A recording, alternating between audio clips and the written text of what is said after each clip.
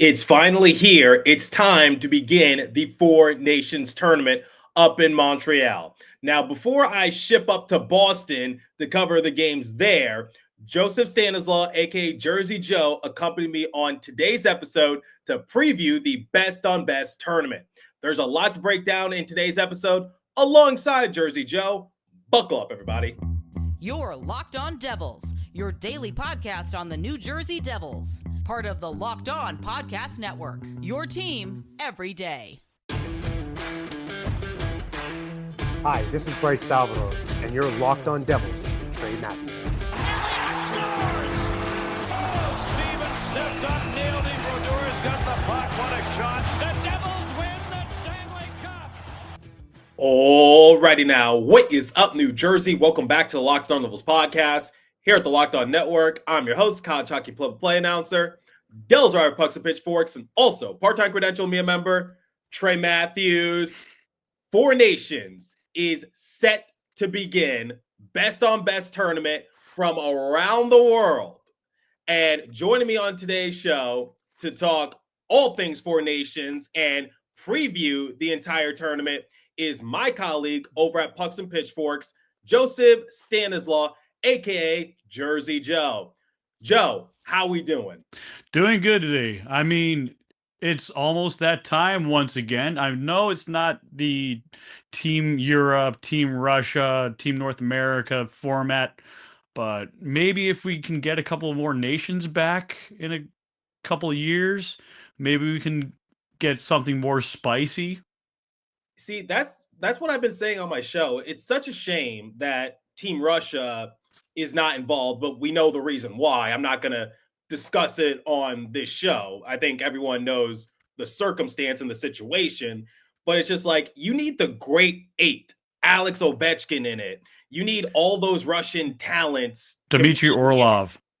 Or like Igor Shesterkin, Andrei Vasilevsky in net. That would make things a lot more interesting. And you also need someone like Leon Draisaitl from Germany or Nico Hischier from Swiss. Like everyone, like there's so much talent around the NHL, but I'm not going to complain with the product that we currently got. No, I mean, this is a start, but it's not a finish. It's not a finished product, no pun intended. However, there does need to be a little bit more nation adding, like you just mentioned, and I would say this. They also should require a couple of under 21 players from the draft classes that they have each year to be added. That's what I want to see, is how well can a select few players handle being with NHL star players. That's what I also want to see, kind of like a post-World Juniors being added, like just have a few spots open for a couple under 18, under 21 guys. You know, I was actually watching a YouTube video about that. His channel's called Eck, and he was giving suggestions as to how to get more people involved. And one of the things he talked about in his videos is similar to what you just said, trying to get like younger talent participating in this, or a Team Europe, because you can get more people from Swiss, Germany, the Czech Republic, all that. So that way you can get as much talent participating in this tournament. But I will just say this, and I think my audience is growing tired of me saying this, but I love the concept of Four Nations. And I know it's basically a preview to the Winter Olympics, and I'm glad that the NHL is allowing its players to partake in it. Can't wait for that to happen. Me too. Next year. In Italy. Right. You need that sort of talent to represent your brand. But my thing is just like, I would like to see more talent, but I like Four Nations because it puts something at stake, which is your country. And I don't think you want to put on a poor performance for your country. That's not very patriotic of you, if you ask me. Right. So it's just like with the All-Star game, I know it's coming back next year. It's going to be... I don't want to come back. Yeah, it's going to be at UBS Arena. My thing is like, I actually prefer Four Nations over the All-Star game because I think the All-Star game has become too much of a gimmick. And being named an all-star is more titular than anything else, if you ask me. Yeah. So it's just like, yes, you're named an all-star, but does anyone really want to participate in it? Do the players really want to postpone their vacation plans and just play in an all-star game that doesn't even matter, where there's nothing at stake? And it's not Right. just in the NHL, it's like in the NBA or the MLB. I remember the MLB, like if you won the All-Star game, then your league wins home field advantage in the World Series. I prefer that. If the NHL did something right with an all-star game, they should have home ice advantage, just like Major League Baseball did. But when it comes to voting, there needs to be ranked choice voting across the board on every team's players that they have. So that way it's not a popularity contest. And then when you whittle it down for your Eastern Conference, Western Conference, you can then fill out those positions for those players, and it's not a popularity contest. So with that being said, we have the technology to implement that kind of stuff. I think the league needs to look at it. My gripe is that the NHL has to get rid of so many streaming services and just bind it into just one, and make it easier for North Americans, not just Americans and Canadians, Europeans, and etc. for the world to watch. Make it more accessible, and don't geolock it.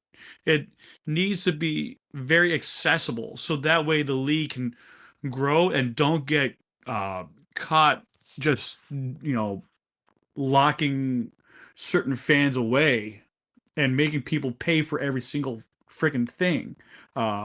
They have to make it easy to acquire. I do agree with you. And before we talk about Four Nations and the roster, I do want to address this because it is important, which is accessibility.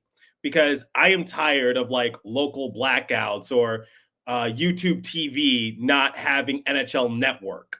Like that makes things a little harder for me when the Devils are playing on NHL Network and MSG doesn't have the call. For me, it's like I have ESPN Plus and I can watch ESPN Plus also on Disney Plus. I think the big thing for me, and I talked about it at the beginning of the season, accessibility is so important because we're past the days of channel flipping. Like someone just plops themselves down on the couch and they're just like searching through the channels, seeing what they want to watch. We're past those days. We're in a day and age where everything is like on YouTube, or we're getting less and less advertisements because no one's really going to like sit through like 5 minutes of commercial unless it's really the Super Bowl. And I don't watch Super Bowl ads. I just go straight to the highlights and I just end it there. My sister did advertising for a company in Manhattan, and she goes, "I love the Super Bowl for the ads." I said, "Sis, you watch it for the football." Yes. And I said, "This is why I love the Stanley Cup. It's not about the ads. It's about the hockey." Right. So I think there needs to be something where things are more accessible because viewership is important. And we're in a day and age where like a lot of things are being streamed on different platforms like YouTube TV, Amazon Prime, all these certain apps. And I hope MSG really gets their act together because I'm for me, it doesn't affect me all that much because I watch the Devils on ESPN Plus. But for other people like who are closer to the area, I use Gotham Sports, right? So, and I have it free with. It's not necessarily free, but it's tied in with my Verizon FiOS, so that way I can stream it at work when I'm on break, and I can actually see the Devils even when I'm using my cellular data with T-Mobile. Shout out to T-Mobile. I get to watch the Devils Canadians, and I was like, okay, they're up 2-0 now. This is great. Now I don't have to worry about having to use Wi-Fi under the old MSG Go app. before we continue our discussion with Jersey Joe, let me tell you guys about Factor. Looking to optimize your nutrition this year? Factor makes eating well easy with chef-prepared, dietitian-approved meals that are fresh, never frozen, and ready to heat and eat in just 2 minutes. With 40 options across 8 dietary preferences every week, you can customize your meals to fit your lifestyle. whether it's Calorie Smart, Protein Plus, or Keto. Plus Factor even offers wholesome smoothies, breakfast, and grab-and-go snacks to keep you fueled all day long. Obviously, as a content creator, sometimes I don't have time to cook for myself, so I love using Factor to make things a little easier. Eat smart with Factor. Get started at factormeals.com/LockedOnNHL 50 off and use the code LockedOnNHL 50 off to get 50% off your first box plus free shipping. That's code LockedOnNHL 50 off at factormeals.com/LockedOnNHL 50 off to get 50% off plus free shipping on your first box. All right, let's get back to our discussion with Jersey Joe. Take it away once again. You're shipping up to Boston. Yes. For anyone who doesn't know, I will be in attendance for the games at TD Garden. I will be covering it. Looking forward to it. I also can't wait to drink a Dunkin' Donuts coffee, have some clam chowder up in Boston. Yep. I might have to stop by and say hi to our boy, Mike Yegorov, who's killing it for the Boston University Terriers. Absolutely crushing it. There's a lot of good Russian goalies in the NHL right now, and I hope Yegorov follows in their footsteps. Long story short, I when I was watching him right behind Chase Cheslock, I'm like, do I know this body type? I'm like, stands tall, very calm, very collective. I'm like, is this a young Vasilevsky or something? And I'm always very impressed when I saw him against the Fargo Force that day. I'm like, this kid's stopping things that could have easily like destroyed their season. He got 8 wins. Meanwhile, they should have only got 2 under him, but he exceeded a lot of things in like, I will say this. When you're a goalie on a crap team on crap defense and you're not getting much goal support and you're being supported by your goaltender, there's something special in that player with his athleticism, his mindset. I mean, all due respect with Omaha, but they've been able to produce really good goalies. This may be the best goalie they ever produced. And he is very keen, calm, cool, collected. And I wish when Russia is reinstated that Yegorov plays for Team Russia down the road, representing the New Jersey Devils. And if he goes on to hoist the cup, not once, but multiple times with the Devils, I will forever tell that story that I tell you and many other people at Pucks and Pitchforks and here on this podcast. Last year, I told you one of the guys to look out for in the draft was Mikhail Yegorov. Absolutely. And you even told me when the Devils got a second round pick from Utah in exchange for John Marino, they selected Mike Yegorov from the Omaha Lancers. Excited for his development, but the main event happening in Boston is obviously 4 nations. All right.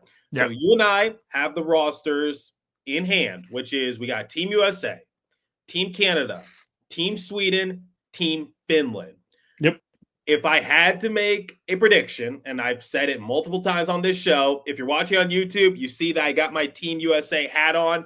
I am proud to be an American, or at least I know I'm free, because I am picking Team USA to win this tournament. Same here. I think up and down their roster, they're the most stacked team. They have a good balance of good forwards, good defensemen, and fantastic goaltending. I am picking them to win the entire thing. Me too.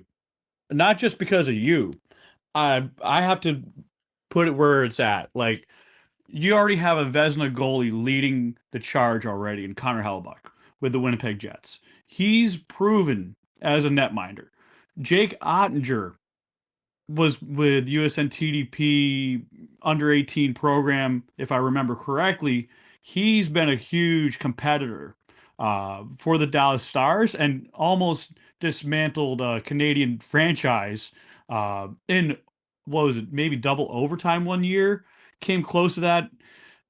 he is an exciting goalie to watch, and I think he has a very bright future ahead of him.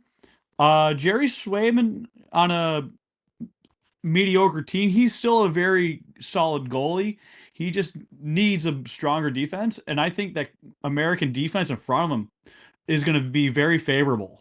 Right. I will say this. I've said this on my show. I think Jeremy Swayman is one of the best goalies in the NHL. Similar to Igor Shesterkin, they're working with what they're being given, which is not really a whole lot. So I would make the argument and say that Jeremy Swayman is one of the best in the NHL. And remember, he beat out Linus Ullmark for that position with the Bruins because you got Ullmark, a former Vezina Trophy winner, Swayman doing battle. Who's going to be the goalie of the future for the Bruins? Because you can't really have two elite goalies on your roster at a cheap price. It's not going to happen. No. And Swayman won the battle fair and square. He elevated his game come playoff time. He secured that big time contract. And Ullmark is now with the Senators. And he's also participating in this tournament. But focusing on Team USA, I'm sure we'll get to Team Sweden momentarily. But I think Team USA just up and down their lineup. You got Austin Matthews. He's leading the charge. He scored 69 goals last season. You got Jack Hughes. It's a shame that his brother is hurt, but obviously his health comes first. You got both Kachuk brothers. And then, once again, goaltending. Connor Hellebuck in net. The best goalie in the NHL right now. I said that Jeremy Swayman is one of them, and you mentioned Jake Ottinger, but Connor Hellebuck, by and large, this year's Vezina Trophy winner once again. Well, I'm going to throw this out there. Reason why USA is going to kick a lot of teams' butts around is because they have a balance of Sasquatches and they have a balance of offense. So, like, on the back end, you have McAvoy and Sanderson, and then you have Slavin. That alone there will scare a lot of opposing offenses to double take what they usually would when it comes to the neutral zone and trying to manipulate that. I find it's going to be a lot harder for them to do that. Plus, when Team USA gets sets up, like I've seen Brock Faber for Team USA when it comes to the World Juniors and all that. He's one of those competitors who's willing to step up, quarterback a play, maybe take a shot on net, and create a scoring drive for the guys up front. Slavin, we all know with Carolina, he is absolutely proven defensively, physically. He's a clutch guy. I wouldn't be surprised to see him come up big. Sanderson's going to lay the body out. It's that simple. Worth mentioning that Jake Sanderson is the one replacing the injured Quinn Hughes. Mm-hmm. Yeah. And then you got to factor in Noah Hannafin, also former Calgary Flame. If I remember correctly, he was with Boston. He also is a really good offensive defenseman, so he can really rip pucks on net and really good passer. So I can really see Team USA dominate a lot of games in this tournament. And if I'm wrong, well, it's probably because they cycle too much of the puck up front on forwards. So we're both picking Team USA, and I believe they are the favorites to win this tournament. But let's talk about who's going to get runner-up. I'm taking Team Canada. Now, I know when people think of hockey, they think of Team Canada dominating it. But here's my issues with Team Canada. And Jack Hughes actually talked about it during one of his recent media availabilities, that Team USA has a chance to be the more dominant opponent throughout the world because American talent is taking over in hockey right now, if you ask me. Team Canada, they have a lot of great talent with Sidney Crosby leading the charge. Obviously, he's the OG. And you got people like, obviously, the great Connor McDavid. You got Nathan McKinnon, who I still think, despite winning a Hart and winning a cup, I think he deserves more attention. Sam Bennett, he obviously won a cup with the Panthers just last year. The only issue that I have is their goaltending. Jordan Binnington, yes, he won the cup with the Blues back in 2019, but we're many years past that. Aiden Hill, he's solid, and he did win a cup with the Golden Knights to his credit not too long ago, but I don't think he's going to like light the world on fire. He's not going to, No. he's never going to win the Vezina trophy. And Sam Montembeault, I've said it before, one of the more underrated goalies in the league, but I don't think he stands a chance when it comes to like leading the charge for Team Canada. So Team Canada, in my opinion, lots of offensive firepower. Defense is solid. Their goaltending is going to be their biggest issue. Now, here's my thing with Hockey Canada's defense. You have too many offensive defensemen and not enough shutdown guys. I know Sanheim's a physical guy. Theodore can be a little bit of both. And Devon Toews is a big offensive mind. But aside from Theodore, it's all out offense. It's not really going to help Canada's case. I mean, you got guys like Doughty, Parayko, Theodore, who are already in their 30s.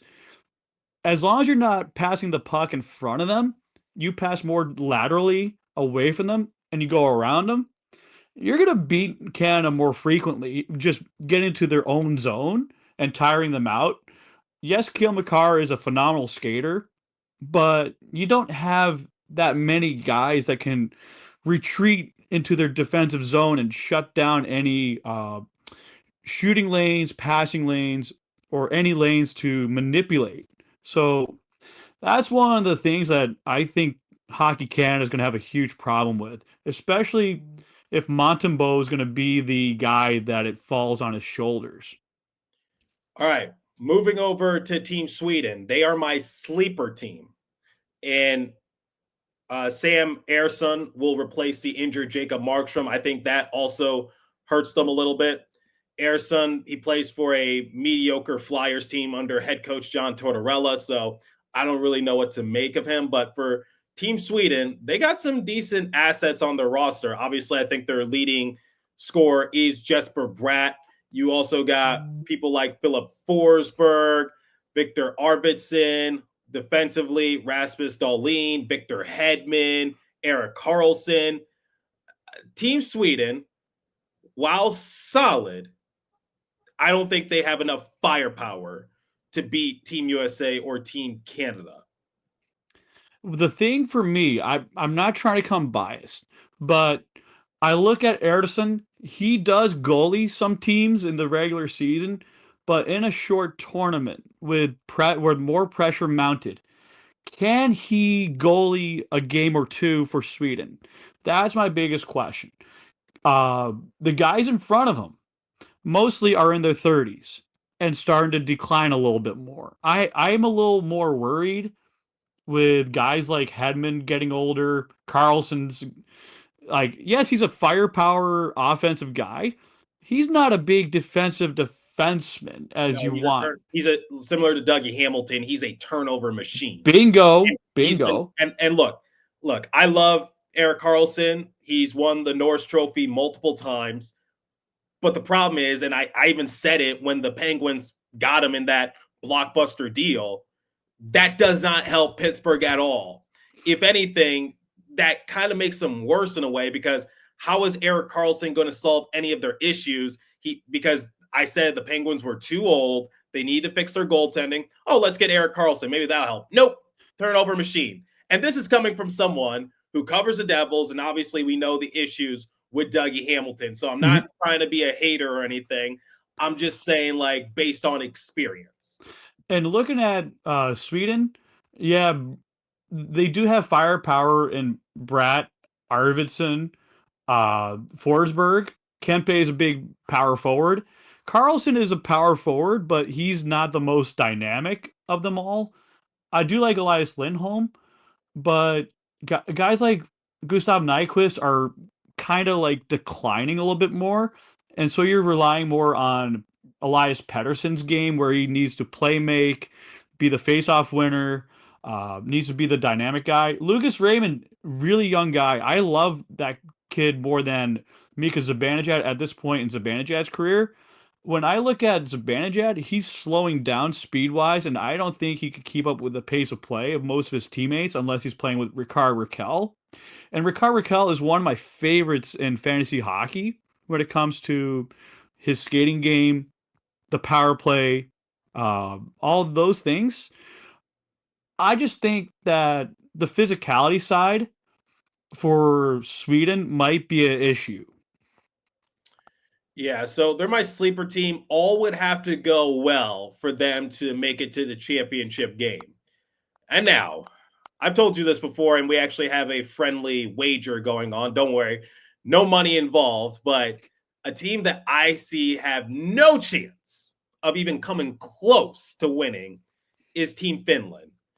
Now, one of the reasons why I love Four Nations is that it gives someone like Eric Holla a chance to participate in a big event, because Eric Holla is never going to be named an all-star. He's a good player for the role he's been given, but Eric Holla is never ever going to represent a team at the all-star game.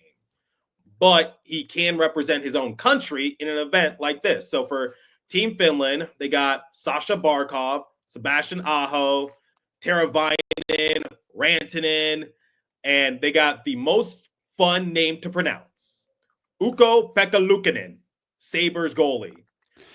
But So for I'm sorry. Let me just say this. Jokes aside, Team Finland, solid, nowhere close to the amount of talent that some of the other nations are bringing.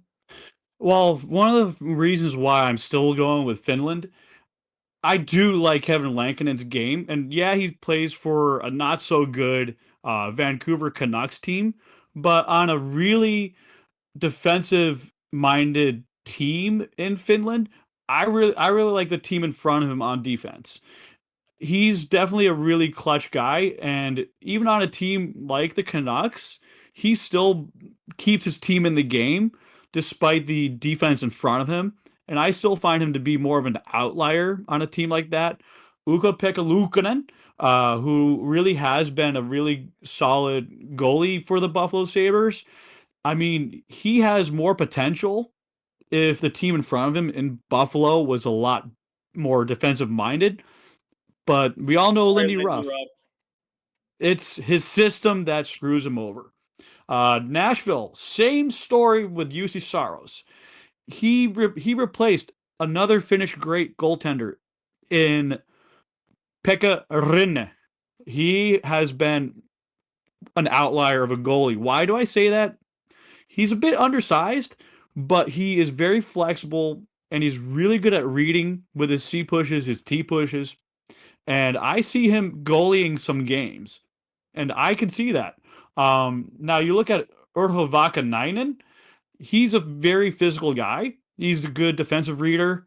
Nico Mikula, who was with the Panthers and the Rangers, very physical guy, more so a third pairing type player. Oli Mata also won a Stanley Cup in his career. He's someone who's balanced with shooting, puck distribution, shutting down lanes. Esa Lindell, very phenomenal young skater, really good player. I like his game, and Henry Jokiharju is just making a name for himself, trying to be more of an offensive defenseman. Before we close out today's episode, let me tell you guys about Wonderful Pistachios. Looking for a snack that's both delicious and nutritious? Crack into a good source of protein with Wonderful Pistachios. Wonderful Pistachios is one of the highest protein nuts. Each 1 ounce serving has 6 grams of protein, giving you over 10% of your daily value. Plus, they're packed with fiber and better for you unsaturated fats to help keep you feeling fuller much longer. Personally, I love the no shells variety. It's the perfect grab and go snack for busy days. With me going to Four Nations, I'm going to be all around Boston, so I need a good snack by my side. Get snacking and get cracking with the snack that packs a protein punch. Visit wonderfulpistachios.com to learn more. Okay, let's close out today's episode with Jersey Joe for the final time. Take it away. Okay, so we've talked all things Four Nations. We went through the rosters. We gave our brief snippets for players to look out for. I'm really excited, Jersey Joe, but here's my lock. Team USA will win, followed by Team Canada. Third team, that's my sleeper team, Team Sweden, a team that has no shot of doing anything, Team Finland. But remind everyone what our friendly wager is. So if Finland finishes ahead of Sweden, you have to have a little salmiakki, a little Finnish licorice. It's dark licorice. It's a little bitter. So you know this. Do you know the term bitter end? Well, hopefully that doesn't apply to me. And if Finland does finish in last, you have to do it. Well, also it's my birthday coming up on the 16th, so I'm getting something either way. Well, either way, I will have you on the show for a segment to do that. But anyway, those are my 4 locks. Team USA, Team Canada, Team Sweden, Team Finland. What are your predictions to close out this show? And why do you have Team Finland ahead of Team Sweden? Well, like I said, I like the goaltending. I like the defense. The offense, I see more physicality, and I see a little bit more of a balance than Sweden at this point. I think the way Finland's going to play is going to be more tiring out Sweden and their offensive zone. So it's going to be more balance of puck and physicality possessions. And I like the way Finland is dressed with their power forwards, and they do have a couple of snipers. I do like Arturi Lehkonen, who's been a clutch player when he was with the Avalanche, when he was traded from Montreal. And I also like Rantanen over the years, and he's a really big goal scorer. And Toivo Teravainen, also a clutch guy in the playoffs. And Barkov, also a really good playmaker, goal scorer. And Granlund is a very good playmaker, can get open. Eric Holla can really get under some teams' skins. I find that they're a sleeper. I still see them as third, but the worst goaltending I see is Canada's. I can see that. Well, here's the thing, though. Hill and Binnington, they do have championship experience. Let's just give them their credit. Both of them are Stanley Cup champions. So they know what it takes to elevate their games when it matters most. So I wouldn't say it's the worst, in my honest opinion. So, yeah, but their goaltending is a weakness. Don't get me wrong. But,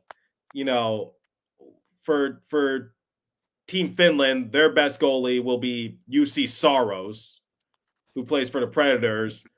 For Team Sweden, I guess their best goalie would be Ullmark. I'm iffy on Ullmark.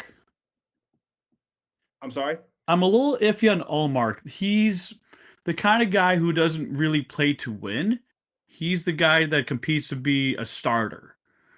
Like, I seen him fair share with Boston, and he lost out for a good reason to Swayman, for a good reason, and he took that position in Ottawa.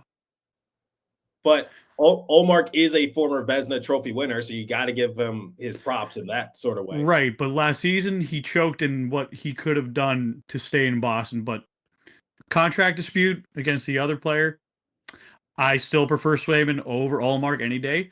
Philip Gustafsson is the best goalie on Team Sweden. So you're saying Gustafsson? I was just saying based on accolades and things like that. So you're saying Gustafsson just based on focusing on goaltending. Focusing on goaltending. I don't care about the past. I care about the now. Okay, respect. Because I've seen Gustafsson versus Schmid a few seasons ago, and when I saw him make his debut at Prudential Center, I'm like, this kid is very phenomenal, and this kid is just really good, going save for save, and he was just lights out. And I'm like, this kid is light years ahead in the goals above expected for a reason. And I'm like, this kid has a future. Arison has taken that post well for the Flyers, and he's the only reason why they're not fully at the bottom. Well, we'll see what happens. We obviously have our predictions and we have our friendly wager going on. So, Jersey Joe, any closing remarks? Closing remarks: USA gets gold. Canada falls short of getting silver. They go for bronze. I'm sorry, did you just say Canada will get bronze? So that means Team Sweden will get silver. For you, it gets them the silver. So I agree with you. Huh. Okay, we'll see what happens. All right, Team USA, Team Canada, Team Sweden, Team Finland. Those are my predictions, and we'll see what happens. I'm locking it in, Jersey Joe. All right. Well, I got my blue for Finland right here. Well, I got my blue. And I got my Team Jack USA. Hughes red for USA. I got my blue and red for Team USA.